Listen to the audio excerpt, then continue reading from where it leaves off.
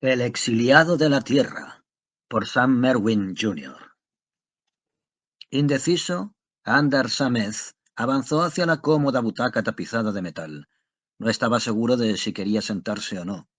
Contempló la butaca con preocupación, como si aquel fuese el problema más delicado que se le presentaba. Samez esbozó un gesto de impaciencia. En vez de tomar una decisión, sonrió con incertidumbre y levantó con una mano al gris Apret venusino, de dos patitas y panza protuberante. «Me estoy haciendo viejo, Fortar», exclamó. El Apret, su único compañero en la nave espacial, adoptó un color azulado en señal de simpatía. El extraño metabolismo extraterrestre del Apret le concedía la habilidad supercamaleónica de cambiar de color, de acuerdo con sus emociones. «Necesito hablar conmigo mismo, y ahora estoy indeciso entre si sentarme o continuar de pie», continuó Samez. «En realidad, estas tonterías mantienen los problemas de importancia alejados de mi cerebro». Acarició al cálido animalito de piel suave y anduvo lentamente con él hasta la portilla. 155 años en el espacio. Fortar. Recuerdo cómo me emocionó mi primer viaje a la contemplación del vacío. Quedé sin habla. Todavía no había cambiado.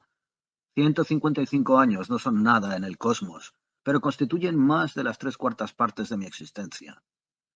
Pero el Sol, las estrellas, los planetas, las lunas y los pequeños asteroides, las distantes nebulosas, permanecen tan terriblemente majestuosos como siempre.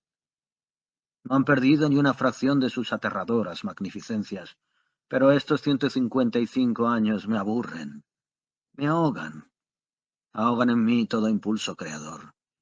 Fortar, deseo regresar a mi patria, volver a la tierra.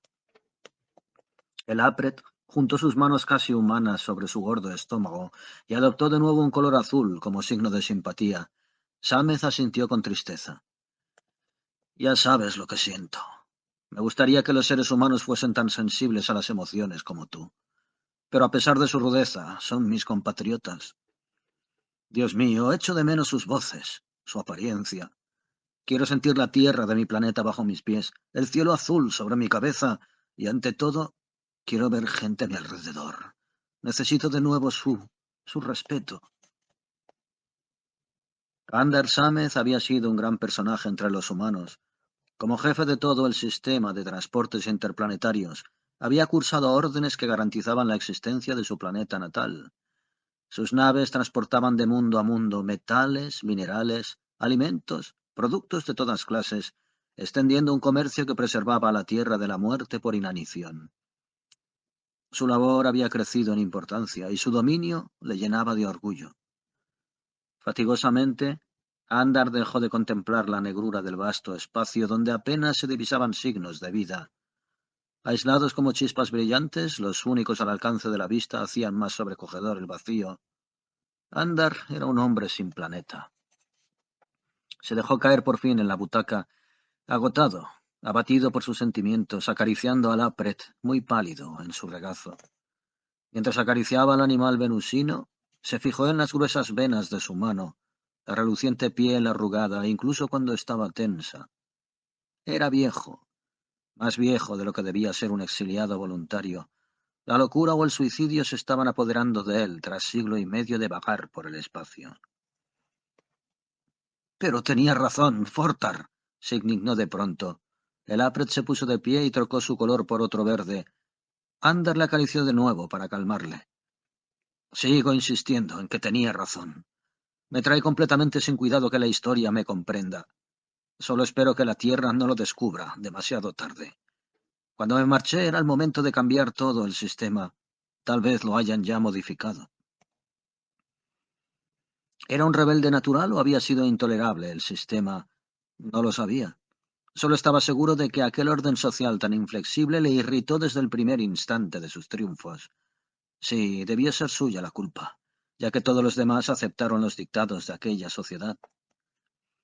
Había demostrado su capacidad dirigiendo el sistema de transportes, uno de los puestos más encumbrados del gobierno central, pero la sociedad decretaba que un jefe general no podía permanecer al frente de su cargo más de 20 años, pasados los cuales debía asignársele otra función. Anders Sámez, sin embargo, se sentía muy satisfecho con su cargo. La historia del transporte interplanetario demostraba que el período de su mando había sido el mejor de todos los tiempos. Lógicamente, Anders se había convertido en el secretario general del gobierno, y de haber continuado se habría transformado en uno de los jefes generales 60 años atrás. ¿De qué les habrá servido? ¿De qué les habría servido? Se preguntó con petulancia. Fortar adoptó un color moteado de sobresalto. No lo sé exactamente, dijo en voz alta. Al fin y al cabo conseguí que Mercurio nos resultase de utilidad. Yo era el único terrestre que podía entender y tratar con los mercurianos. Aquellos feroces monos no toleraban a nadie más. ¿Y qué pretendía el gobierno? ¿Apartarme de un cargo que también se ajustaba a mis condiciones y trasladarme a otro para el que no poseía ninguna cualidad? Al menos yo logré mantener satisfecho a Taumis. Taumis, jefe aún de los mercurianos, había sido casi un amigo, pero Sámez supo reconocer la energía que impulsaba al mercuriano, consciente de que si no lo apaciguaba se producirían conflictos para la Tierra. Por ello había insistido en conservar su cargo. Deseaba mantener bajo su control directo el desarrollo de Mercurio. ¡Traidores!, exclamó amargamente. El gobierno central tenía derecho a discutir. Eran unos retrógrados, incapaces de progresar con la época. Toda su justificación se limitaba a la tradición, cuando insistieron en cambiarme de puesto. Pero hubo canallas que murmuraron que yo deseaba permanecer en mi cargo únicamente por el beneficio personal. Apretó los dientes con insensato furor. Fortar adoptó un color escarlata de cólera. Se lo dije, sí, sonrió Sámez con furia. Me presenté ante el gobierno central y proclamé la verdad. Si el mundo que he construido para mi planeta puede tornar suspicaces a mis colegas con lo concerniente a mis intenciones, no deseo formar parte ya de la humanidad. Renuncio a ella para siempre. Pero aquellas palabras le parecían ahora más patéticas que heroicas. Al recordar los años que siguieron a su decisión, se estremeció mientras que Fortar se tornaba blanco. El gobierno central le advirtió que su exilio sería permanente y que no podría regresar a la Tierra. Sámez se limitó a abandonar el salón, equipó una pequeña nave y despegó como pasajero particular por entre planetas extraños. 155 años, murmuró. Un siglo y medio de deambular constantemente sin rumbo. Un hombre sin patria, sin raíces, sin incentivos. Tengo que regresar. Debo volver a la Tierra antes de morir, pero la Tierra no permitirá mi regreso. En la compacta nave de Anders Sámez se hallaban todos los adelantos y comodidades de la técnica moderna. Poseía un aparato de televisión, pero solo podía sintonizar los programas de corto alcance. No podía recibir más que las ocasionales radiaciones de la red solar. Su vasto repertorio de microfilms contenía más títulos que cualquier otra biblioteca del sistema. De vez en cuando podía visitar los planetas menos poblados, aunque Mercurio había quedado incluido, por supuesto, dentro de la zona prohibida. Ni siquiera aquellas distracciones conseguían alejar su aburrimiento. Trató de convencerse de que Fortan era un compañero mucho mejor y más simpático que un ser humano, pero sabía que eso era una puta utopía. No existe sustituto alguno para la compañía de los seres humanos. Durante 100 años trabajó constantemente en un invento. Con él podía analizar cualquier objeto que pasara 20 kilómetros de su nave, pero había analizado los espectros de tantas partículas cósmicas que con una simple mirada a las bandas de luz coloreada podía dictaminar exactamente su composición. Hacía casi 20 años que perdió el orgullo de haber inventado el andarscope. Contempló al azar el mapa estelar que automáticamente señalaba su posición en el espacio.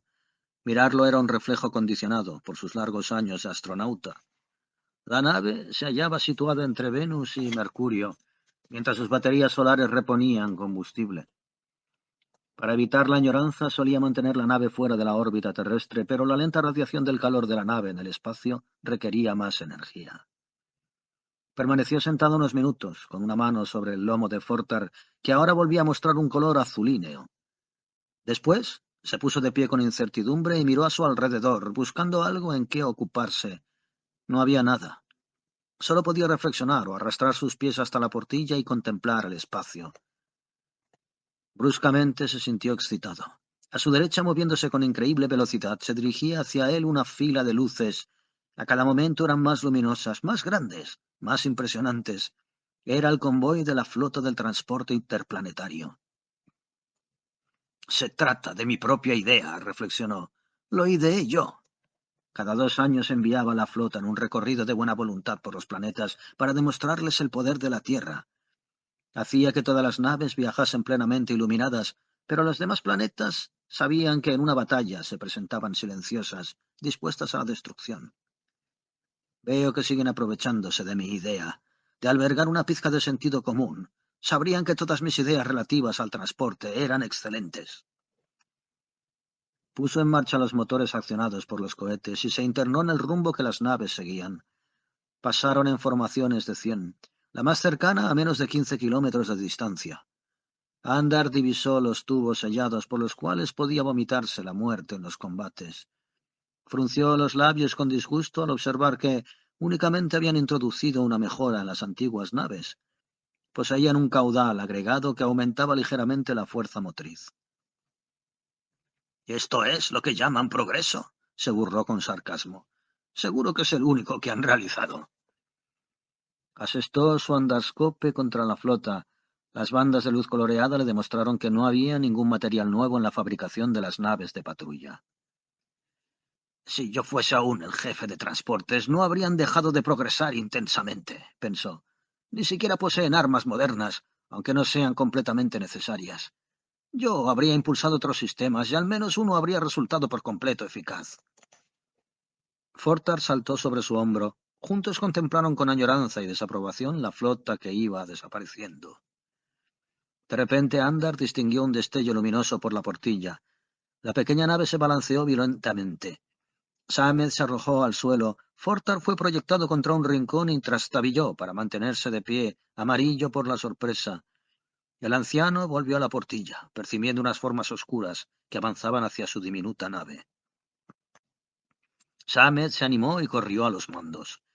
Ya había sucedido antes. No se trataba más que de un pequeño grupo de asteroides y una de las rocas voladoras acababa de chocar contra la nave. Era muy desagradable, pero no excesivamente peligroso. Lanzó con presteza una explosión por los tubos de popa y aclaró el enjambre meteórico en varios kilómetros. Luego regresó a su butaca. Fortar, rojo por el alborozo, se posó de nuevo sobre sus rodillas. Solo por reflejo, Sámez miró el andarscope y entonces frunció el entrecejo sumamente intrigado. ¿Qué diablos le ocurre a esta máquina? Solo debería registrar metales y minerales. Mira, Fortar. El animal venusino alzó la mirada y se tornó amarillo. Sí, esta es la composición del ser humano. No, no lo es. Se trata de algo parecido al ser humano. Buceó en su enciclopédico cerebro, tratando de identificar aquella combinación de colores. Le resultaba familiar, aunque no la había visto desde hacía años. ¿Qué era? Naturalmente, suspiró sonriendo con alivio, es la composición de los mercurianos. Su sonrisa se desvaneció al punto y corrió hacia la portilla. ¿Pero qué hace un mercuriano en medio de una lluvia de meteoros? Escudriñó el espacio en busca de una nave espacial de Mercurio. No había ninguna a la vista. A los mercurianos no se les permitía poseer naves espaciales, pero Sámez continuó examinando las bandas coloreadas. Indicaban la presencia de mercurianos en el espacio. Después, el espectroscopio se tornó tan negro como los meteoritos que se alejaban. Intrigado, siguió contemplándolos. ¿Cuál era la explicación? Sin vacilar se puso a los controles e impulsó la nave hacia los meteoritos. Viajó paralelamente a los mismos, manteniéndose bastante alejado, pero conservando el mismo plano. La composición mercuriana destelló de nuevo en el andarscope. —¿Qué ocurre, Fortar? —preguntó con inquietud, agudizando la vista en dirección a las inertes rocas. Tal vez esté equivocado, pero esto me intranquiliza. El ejercicio será conveniente para después de tantos años de ociosidad. No lo sé.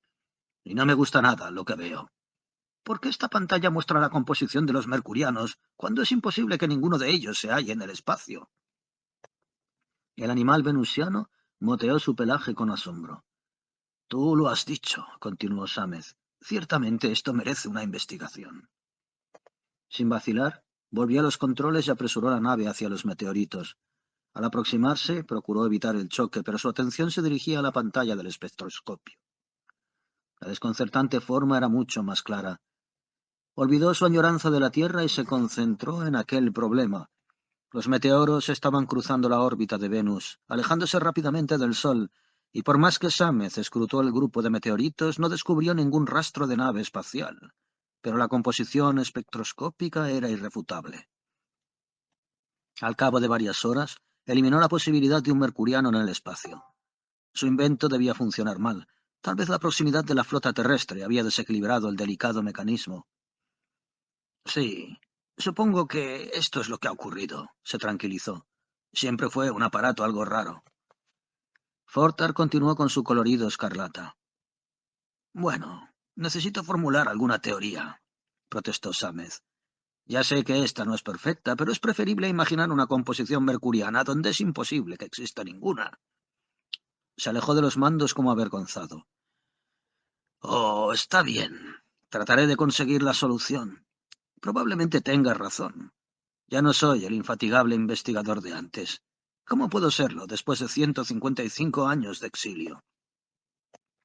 Fortar empezó a perder su color escarlata y saltó de nuevo a un hombro de su amo. De pronto el pequeño venusino le tironeó de una oreja. Sámez volvió a mirar la pantalla. La composición acababa de desaparecer sin previo aviso. —¿Qué diablos? —exclamó. Pero Fortar, muy excitado y de color rojo intenso, estaba apuntando a proa con una pezuña. Sámez no divisó nada. Bruscamente saltó hacia los mandos de la nave y la obligó a evolucionar en un ángulo agudo. La composición mercuriana brillaba vivamente en la pantalla. Al mismo tiempo, un meteorito se precipitó sobre la nave sin chocar con ella por muy pocos metros. —¿Qué pasa? —gritó Sámez angustiado. —¿Qué pasa? Esta pequeña nave no puede atraer con tanta violencia un pedazo de roca. Se interrumpió alarmado. El meteorito estaba haciendo algo que jamás había visto. Giró en una cerrada curva y se precipitó de nuevo contra la nave a insólita velocidad. —¡No es un meteorito! —exclamó Sámez. —Es una nave espacial camuflada. Fortar exhibió un color amarillo de aturdimiento. —Lo sé —replicó Sámez—. No hay razón para ello. Pero de ser cierto, ¿cuál sería el motivo?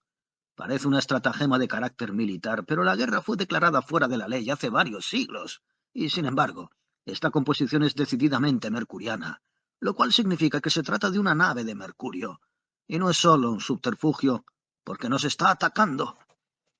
El animal venusino conservó su inquisitivo color amarillo. Supongo que hemos demostrado demasiado interés, explicó Sámez, y el estar tan cerca de la flota de la Tierra tal vez no sea por accidente. Bien, veamos.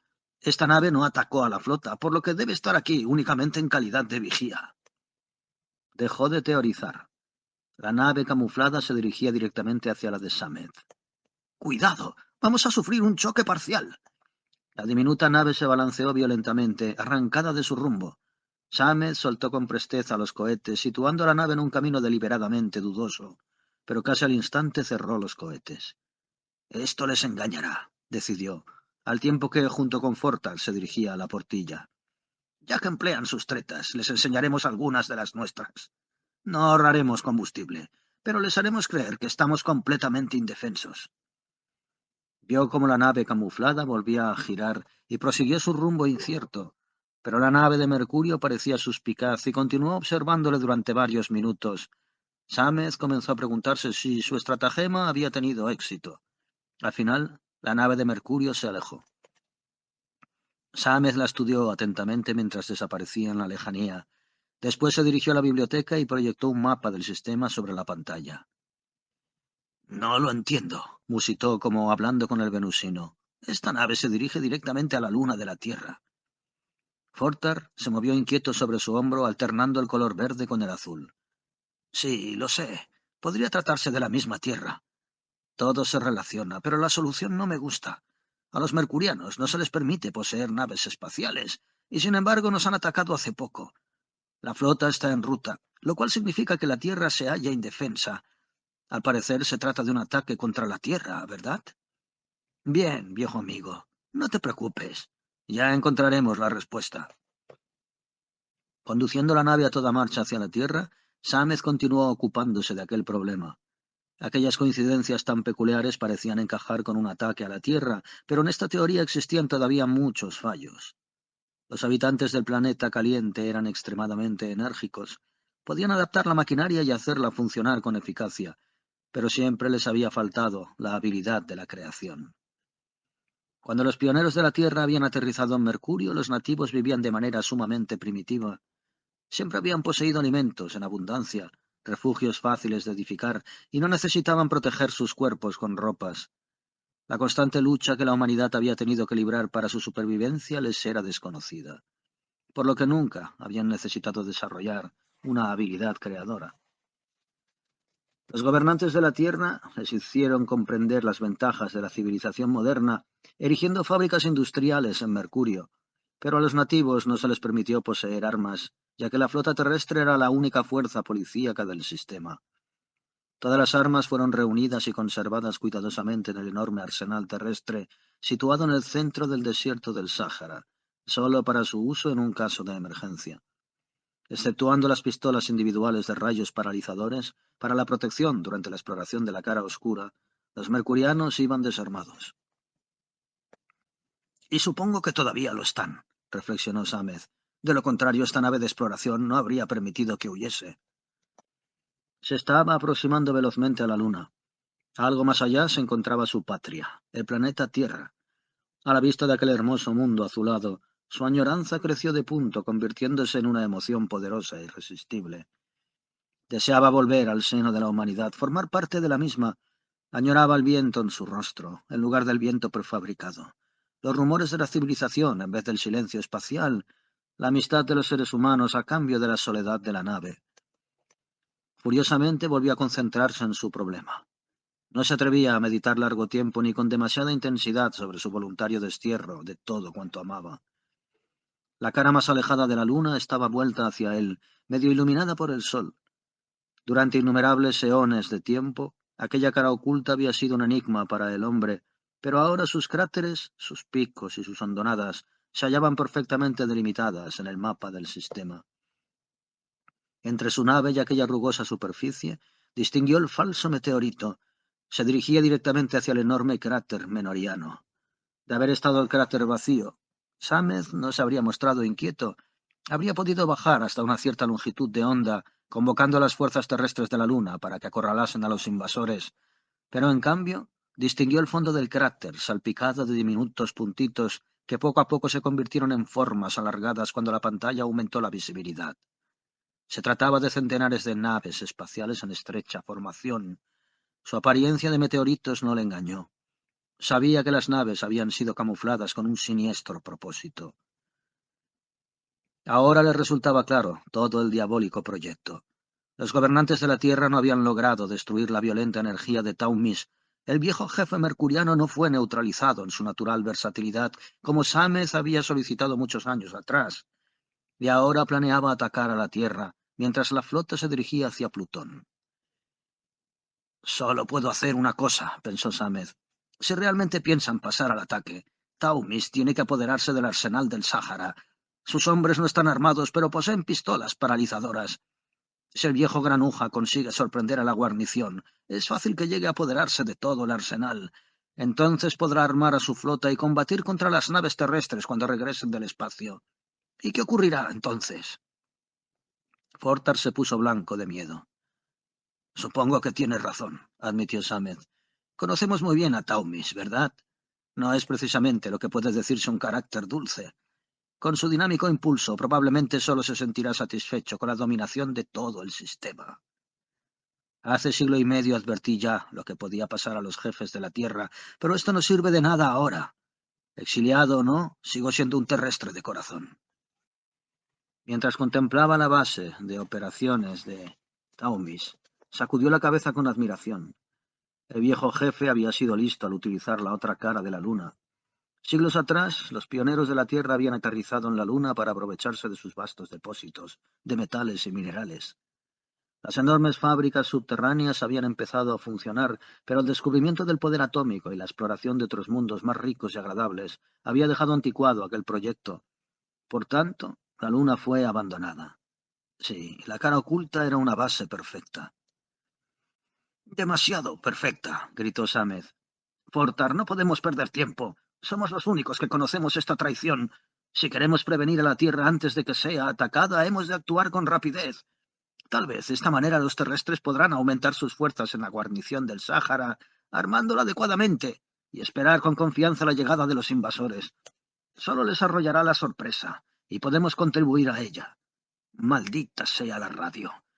De poseer un aparato poderoso, no tendríamos que preocuparnos por el factor tiempo, ya que podría enviar el aviso desde larga distancia. Pero no puedo, por lo que de nada sirve lamentarse ahora. Lanzó un grito de asombro. Fortar se puso más blanco todavía. No había tiempo que perder. Escuadrón por escuadrón, la flota de Mercurio estaba despegando de la luna. Durante otro terrible momento, Anders Sámez se quedó paralizado por el pánico. La flota del viejo Taumi se disponía a atacar a la Tierra.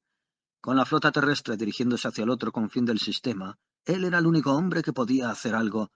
¿Pero qué? Solo y en una nave y sin armas. Se lo merecen, musitó con odio. Se merecen todo lo que pueda ocurrirles. Ya les advertí hace 155 años que ocurriría esto. Han tenido tiempo más que suficiente para prepararse, aunque no hayan podido resolver nada. De haberme dejado negociar con Taumis, este ya no sería peligroso. No les debo nada. Lo mejor sería volver al espacio y seguir viviendo en paz el resto de mi existencia. Sus manos temblaban en los controles. Fortar le contemplaba con aprensión, moteada su piel por la duda, pero la mano de Sámez no se movió de la palanca, y el venusino llegó a una decisión. Su pelaje se tornó carmesí. Sámez rió en voz alta, le chispearon los ojos y la juventud volvió a brillar en su semblante. Tienes razón, pequeño diablillo. Siempre estás en lo cierto, ¿verdad? Bien, no les debo nada, pero no puedo renegar de mi propia raza. Si les viese exterminados, y esto ocurrirá si triunfa Taumis, no podría seguir viviendo con la certeza de que la humanidad está liquidada. Vámonos a la Tierra. Tendremos probablemente una ruidosa bienvenida, pero esto no nos importa, ¿cierto? Sonrió hacia la flota de Mercurio, que maniobraba ya en formación de combate. Fríamente disparó todos sus cohetes de popa. La terrible explosión envió a la pequeña nave más allá de la Luna, hacia la Tierra, para efectuar su último viaje. Había esperado que su corazón se oprimiría a la vista del querido planeta, pero no había pensado que aquel amenazaría con estallarle dentro del pecho, ni que la sangre circularía con tanto ardor por sus venas. Los queridos continentes y los pulidos océanos de la tierra estaban bañados por el sol. Sámez sintió que su alma estaba hambrienta de tierra. Pero apartó su cerebro de tales pensamientos a fin de poder meditar desapasionadamente. El ataque está bien planeado. Esto no puede negarse. La flota de Mercurio puede llegar al Sáhara casi sin ser detectada. Surgiendo del lado opuesto de la Luna, llegarán directamente al arsenal. Y, a menos que alguien les esté observando con un telescopio, no serán avistados hasta que sea demasiado tarde. Taumis es eficiente. Probablemente ha tenido espías trabajando durante varios años a fin de descubrir el sitio exacto donde se halla el arsenal. Por tanto, posee todas las ventajas de la preparación, mientras que yo tengo que imaginar qué puede hacer un viajero solitario, provisto de una nave pequeña y desarmada, para detener el ataque de toda una flota. Su vieja nave era veloz, pero estaba muy lejos de ser el colmo de la rapidez. Las naves camufladas la habrían superado fácilmente a no ser por su disfraz que entorpecía su marcha. Son naves extraterrestres o duplicados de aquellas, razonó Sámez. A juzgar por la forma, cómo las conducen, los mercurianos no las han proyectado. Taumis debió enviar a algunos agentes a la Tierra para que robaran las naves o sus planos. Esto lo hace todo más difícil. Si han podido realizar esto, ¿hasta qué punto estarán preparados sus agentes en la Tierra? No lo sabía, pero no quedaba tiempo para encontrar una respuesta. La Tierra estaba creciendo a gran velocidad. Sámez se dirigía a la atmósfera con rapidez mortal. Tendría que aflojar la marcha antes de llegar a las capas superiores o la fricción fundiría el casco de su nave, convirtiéndolo en metal líquido antes de llegar a 10 kilómetros del suelo.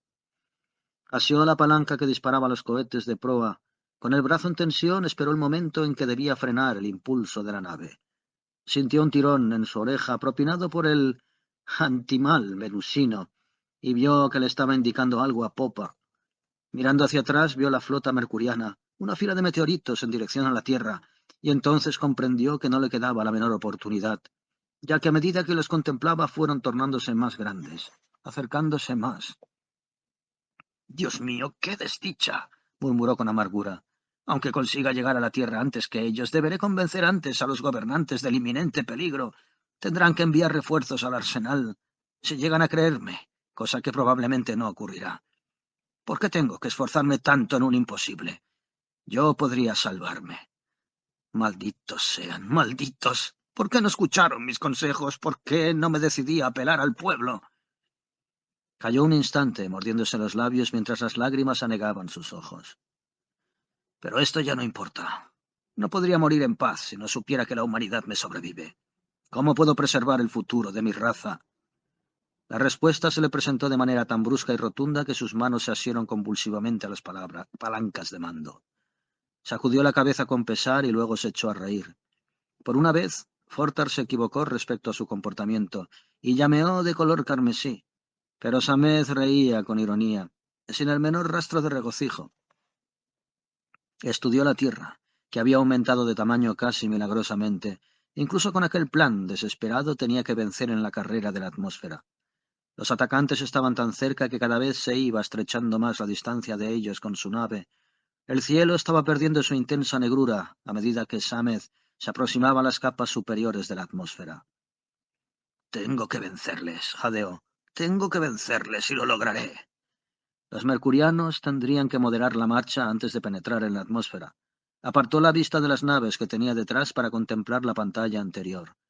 La Tierra era enormemente grande y aumentaba de tamaño a cada latido del corazón del infeliz Sámez. En línea recta se divisaban las amarillentas arenas del desierto del Sáhara.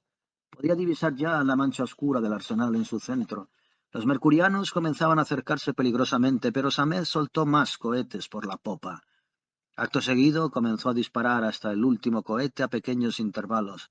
La nave se estremecía a cada uno de aquellos nuevos impulsos. «Dios mío», murmuró Sámez aterrado, «lo han hecho. Han hecho lo que yo temía». Los mercurianos habían enviado un pequeño destacamento de naves suicidas, naves que tampoco frenaban al entrar en la atmósfera. Sintió como su corazón latía furiosamente dentro de su pecho. Estaba agotado, estaba indefenso, estaba vencido. Ahora podrían arrollarle con facilidad, aun sin poseer armas. Se le acercarían por todas partes obligándole a adoptar un rumbo tangencial que le desviaría de su curso. Descorazonado, Fortar palideció sobre su hombro.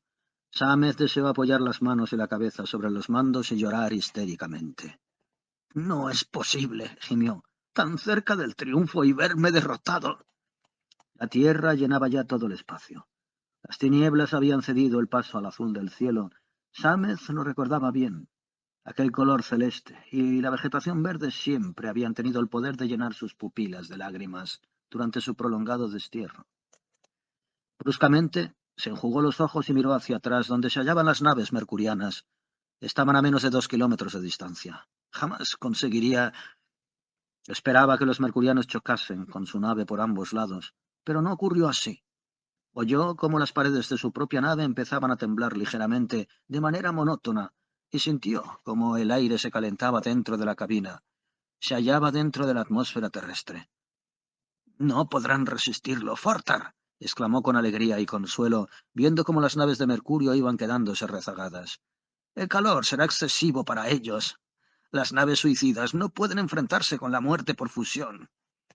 Frunció los labios en una mueca de satisfacción, al tiempo que hacía estallar 2 cohetes de frenaje. Naturalmente llegaría con el tiempo justo para no fracasar en su misión. «Nos están alcanzando, Fortar, pero no lo lograrán. Les hemos vencido y lo saben, porque no pueden hacer nada por detenernos.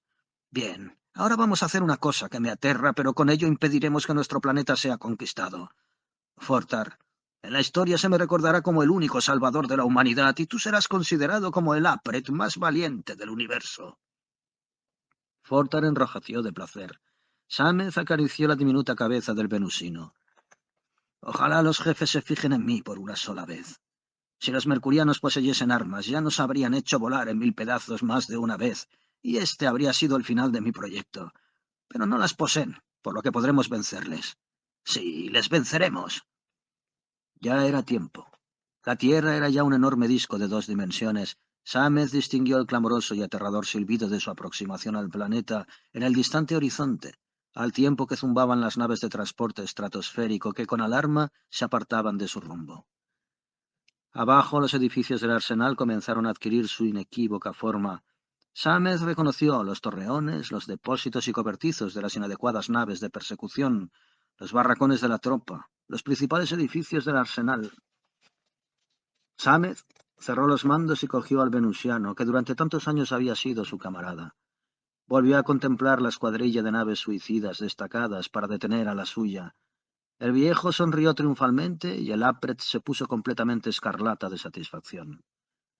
El calor de la fricción con el aire había arrancado el camuflaje de las naves de Mercurio. Ahora intentaban acorralarle por ambos lados, apartándole del arsenal, pero su velocidad era demasiado grande. Enfrentadas con la derrota, las naves habían abandonado toda precaución, picando velozmente hacia él. «Bien, Fortar», anunció con alborozo. «Ha llegado el momento final del exilio». Con decisión, empujó la palanca que desprendía los cohetes de popa. La nave más cercana quedó destruida por las llamas. Sámez contempló la explosión con intenso regocijo. «¡Mira, Fortar!», exclamó. «La Tierra todavía conserva algunas naves de transporte armadas». Efectivamente, las naves de la Tierra se dirigían rápidamente hacia la flota invasora, enviando rayos letales contra los mercurianos. Los atacantes estallaban en grandes llamaradas, cayendo indefensos hacia la Tierra. Esto fue lo último que vio. Su propia nave era ya un veloz meteorito cuando se aplastó contra el techo de la construcción más sobresaliente del arsenal. Se enterró tan profundamente en la arena que continuó allí a pesar de la explosión que conmovió a todo el planeta. Crael Taraneth, comandante jefe de la flota terrestre que había sido convocada apresuradamente para el regreso, estaba al lado de Hinai Louneth, el gobernante número 1 de la Tierra. Ambos contemplaban los chamuscados y retorcidos restos de 2 cuerpos hallados entre los hierros y vidrios de la pequeña nave que había sido la causa de la espantosa explosión. «Sí, es Sandar Sámez», declaró Taraneth, después de escrutar aquellas facciones casi irreconocibles. Reconocería a su camarada venusino, aunque no pudiese reconocer el rostro de Sámez. «No puedo creerlo», se lamentó el gobernante número 1 de la Tierra. «Sámez era el jefe del ataque de la flota de Taumis. Es difícil creer que un hombre haya querido justificar su análisis del carácter de los mercurianos incitándoles a la invasión. Jamás pensé que llegaría a traicionar a su propio planeta para demostrar su equivocada teoría». Taraneth esbozó un gesto de impaciencia. «El ataque era demasiado hábil para ser obra de un mercuriano», afirmó con aplomo. «Solo un terrestre pudo planearlo con tal detalle. Al menos podemos dar gracias al cielo de que Sámez no lograra llegar al arsenal. Si los mercurianos hubiesen podido apoderarse de nuestras armas, no me atrevo a pensar qué habrían hecho en el sistema solar». «Especialmente con un renegado terrestre al mando», añadió Liúnez con profundo desprecio. «Gracias a Dios era una nave anticuada. Estos modelos tan viejos no son de confianza cuando entran en una atmósfera. Piensa en lo que habría sucedido de Sámez poseer una nave moderna». Taraneth escupió sobre el cadáver. «Andar Sámez será recordado como el peor traidor de su propia raza», afirmó solemnemente.